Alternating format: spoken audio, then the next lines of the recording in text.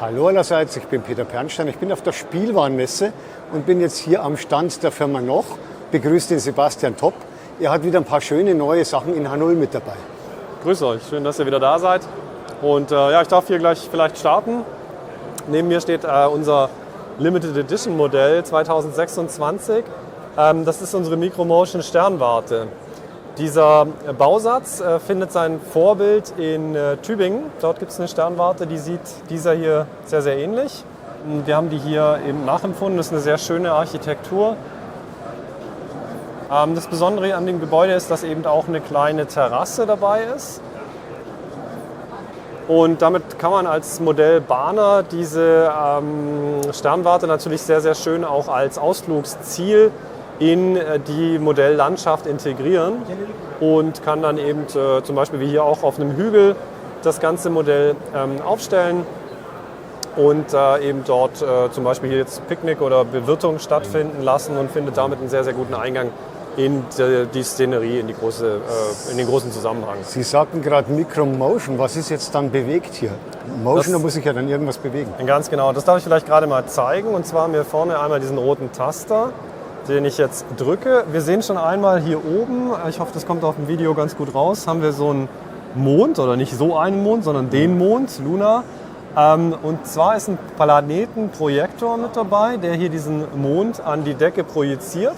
Das kann man sich jetzt auch ganz gut vorstellen, zusammen im heimischen Modellbahn- oder Modellbauzimmer. Da kannst du dann mit diesem Projektor eben den Mond unter die Decke oder an die Zimmerdecke eben projizieren. Und zeitgleich, man sieht es hier schon links, fängt diese Sternwarte natürlich an, ihre Kuppel zu drehen und das Teleskop hebt und senkt sich auch. Das Ganze geht mit einem Zufallsgenerator, das heißt, jetzt haben wir vielleicht ein bisschen Glück, genau, kommt jetzt gerade zu uns rüber. Und die dreht sich dann immer links, rechts in verschiedenen Abstufungen, in verschiedenen Winkeln, sodass es jedes Mal auch wieder eine kleine Überraschung ist, wohin sich die Sternwarte jetzt genau dreht und es auch nicht langweilig wird. Und das Material dieser Sternwarte und dieses Gebäudes, Kunststoff auch was mit dabei? Wir haben hier hauptsächlich den Lasercut gewählt, also Karton, der eben gelasercuttet ist, der dann als Bausatz ausgeführt ist. Und oben die Kuppel ist im 3D-Druck entstanden. Auch das Teleskop, was im Innen sein wird, wird im 3D-Druck ausgeführt werden. Kunststoff haben wir hier im 3D-Druck verwendet, aber eben keine Kunststoff-Spritzgussteile, sondern wirklich diese Lasercut- und 3D-Verfahren verwendet, die ja hier auch Möglichkeiten eben überhaupt erst ergeben, die man im Spritzguss gar nicht hat, eben diese Detaillierung teilweise auch und auf diese Seriengröße einfach auch zu produzieren. Also auch wieder eine Mischform wie letztes Jahr Schloss Linderhof, bei dem Sie auch Lasercut und 3D-Druck kombiniert haben, genau. Und da, wo es Sinn gemacht hat, genau. in Lasercut und im anderen Falle dann 3D-Druck. Genau. Figuren sind auch wieder welche dabei? Figuren sind hier tatsächlich auch welche dabei. Und zwar haben wir uns gesagt, wenn sich der Blick in Richtung der Sterne richtet, unser Fokusthema dieses Jahr ist auch passend Zukunftsträume. Und da schaut die Menschheit ja doch immer ganz gerne mal in die Zukunft, in den Sternenhimmel, in den Space. Also auch Science Fiction sind ja durchaus Sachen, die positiv sein können, gerade in vielleicht unruhigeren Zeiten, wo man sich auch ein bisschen freut über Fantasie. Haben wir auch gesagt, natürlich hat das Ganze einen wissenschaftlichen Hintergrund im Original und wir brauchen auch so die großen Geister hier der Wissenschaft und haben einmal hier den Herrn Galilei, jetzt habe ich ihn ein bisschen angestupst, aber das macht gar nichts, der steht da sehr, sehr sicher mit seinem Handteleskop. Nebendran die Dame ist Vera Rubin, die ist in der Quantenphysik angesiedelt, ein bisschen jüngeres Baujahr als hier Galileo Galilei. Wir haben des Weiteren dabei, hier vorne sieht man ihn gerade im Eingangsbereich, Stephen Hawkins in seinem sehr individuell gestalteten persönlichen Rollstuhl oder Rollfahrzeug. Ganz prominent hier vorne die zwei Herren auf der rechten Seite, man kann es ahnen, der sitzt hier so ein bisschen auf dem Boden, gehen wir ganz mal, genau, und hält einen Apfel in der Hand und wundert sich, dass der ihm auf den Kopf gefallen ist. Das ist Isaac Newton, Begründer bzw. Entdecker tatsächlich der Gravitation und auch einer der Physiker, die überhaupt die Welt zu großen Teilen erklärt haben. Also gerade Mechanik geht ja komplett auf ihn zurück. Und nebendran, der ist auch sehr, sehr bekannt, Albert Einstein, unschwer zu erkennen an seiner doch sehr typischen Frisur. Relativitätstheorie als Stichwort. Nebendran haben wir einen Herrn, der hat 2 Katzen und eine Kiste mit dabei. Und zwar ist das Schrödinger, der im Prinzip mit Schrödingers Katze, das ist ein sehr, sehr bekanntes Gedankenexperiment, die Grundzüge der Quantenwahrscheinlichkeiten darstellen wollte oder begreifbar machen wollte. Ich weiß nicht, ob er es einfacher gemacht hat mit seiner Kiste, die zu ist und eine Katze da drin im Zustand zwischen tot und lebendig annimmt. Und erst wenn man die Kiste aufmacht, weiß man, wie hier wirklich die Beobachtung zu sehen ist. Den haben wir mitgenommen und haben beide Katzen dabei. Einmal die lebendige, die streichelt er gerade, die tote haben wir da mal in die Kiste reingelegt. Sind das dann Spritzgussfiguren oder 3D-Druckteile? Das sind Farb-3D gedruckte Teile, genau. Die haben eine sehr, sehr schöne, wie soll ich sagen, Farbgebungsmöglichkeit. Also das sieht man auch gerade hier hinten bei Galileo zum Beispiel mit seinem kleinen Teleskop auch. Die Möglichkeiten hat man in einer Handbemalung in der Form nicht. Also wenn man sehr, sehr nah reingeht oder sehr nah an diese Figur hin sieht, auch gerade bei Stephen Hawkins in seinem Rollstuhl, diese Detaillierung kriegst du in der Handbemalung nicht in dem Maße rübergebracht, wie das eben hier im 3D-Druck möglich ist. Gut, das war jetzt hier ein schönes Modell in 1:87. In 1:87, genau. Und für die Modelleisenbahn klassisch haben Sie auch wieder neues Zubehör, haben Sie gesagt. Wir haben also sehr, sehr viele Neuheiten dieses Jahr wieder mit nach Nürnberg gebracht, hier auf die Spielwarenmesse. Wir sehen es auch hinter uns, ist eine ganz, ganz große Eisenbahnanlage oder ein Gleisfeld auch gestaltet worden. Wir haben hier Bahnsteige, wir haben Bahnsteigüberdachungen, die neu sind.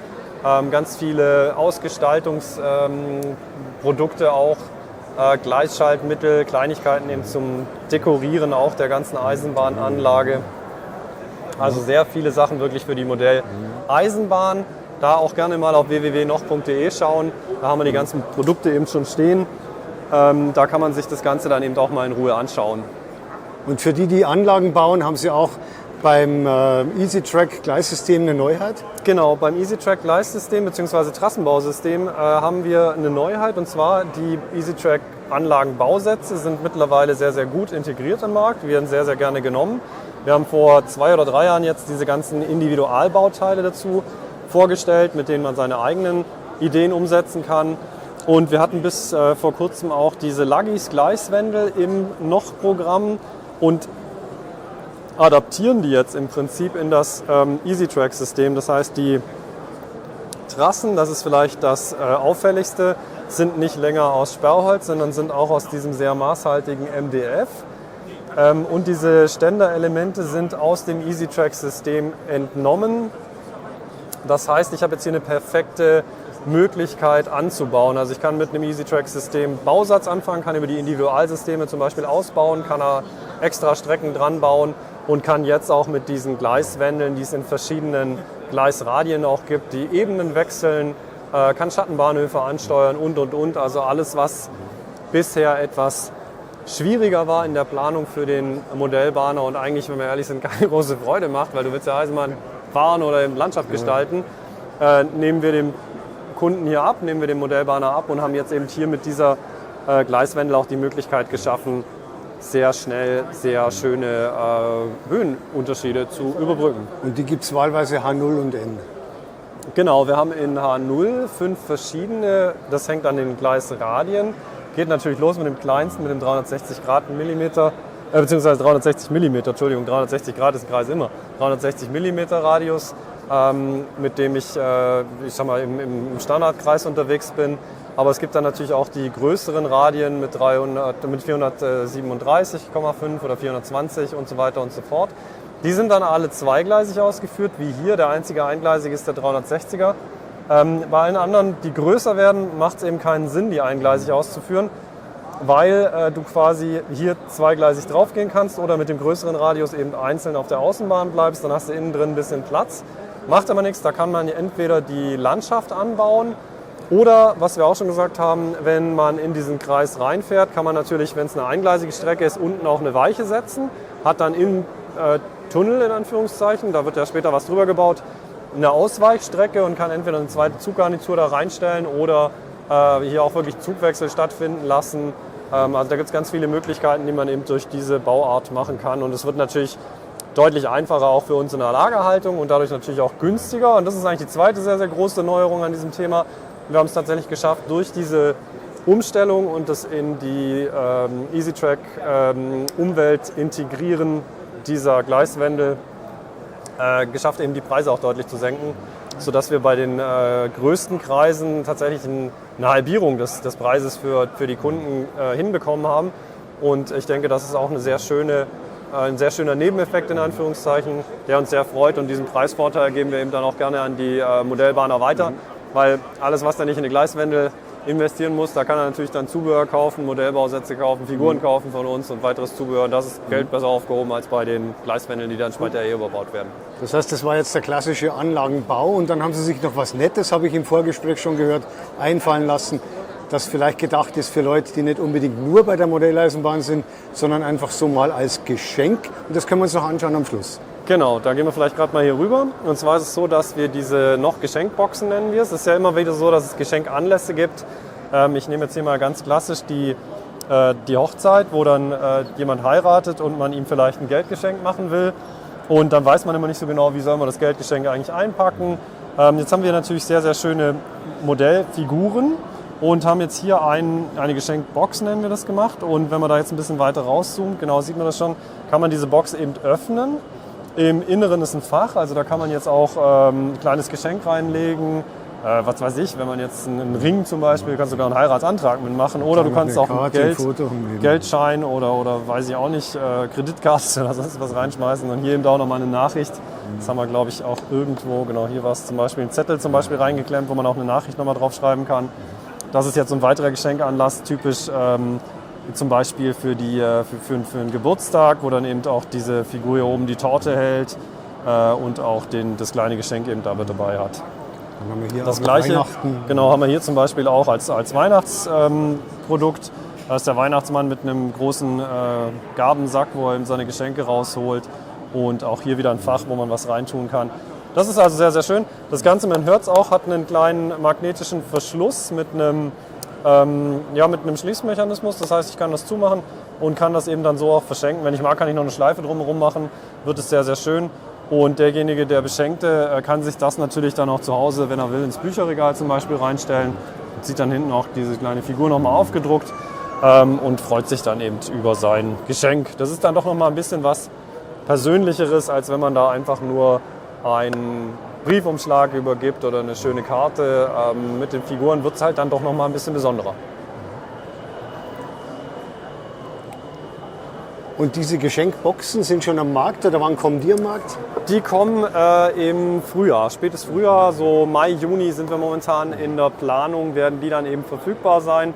Mai ist ja so die typische Heirats- und Hochzeitssaison, also vielleicht haben wir Glück und bis dahin ist es dann schon draußen im Handel, aber wird im Laufe des Jahres dann eben im Laufe des Sommers auf jeden Fall kommen. Die Sternwarte, haben Sie gesagt, die kommt ein bisschen später. Die Sternwarte wird im November kommen, also zur Hauptmodellbausaison ganz klar dann eben verfügbar sein. Und wird dann eben beim Fachhandel auch sein. Wobei ab sofort die Neuheiten, wir stellen ja hier in Nürnberg erstmals dem Publikum vor, den Händlern vor. Die Informationen sind dann draußen beim Fachhandel und eben wie gesagt bei uns auf der Website auch zu finden. Und das heißt, diese Vorbestellungen, die man dann auch gerne machen kann beim Fachhandel, die kann man ab sofort machen und der gibt einem ja dann auch Bescheid, wenn diese Sachen eben lieferbar sind. Und dann kann man auch gleich wieder losbasteln. Hat man für das nächste Weihnachtsfest schon eine gute Idee, was man mit der Zeit anfangen kann. Gut, dann bedanke ich mich beim Sebastian Topp hier Sehr für gerne. die Vorstellung der Neuheiten für das Jahr 2026. Ich wünsche noch einen schönen Messeverlauf. Dankeschön auch so.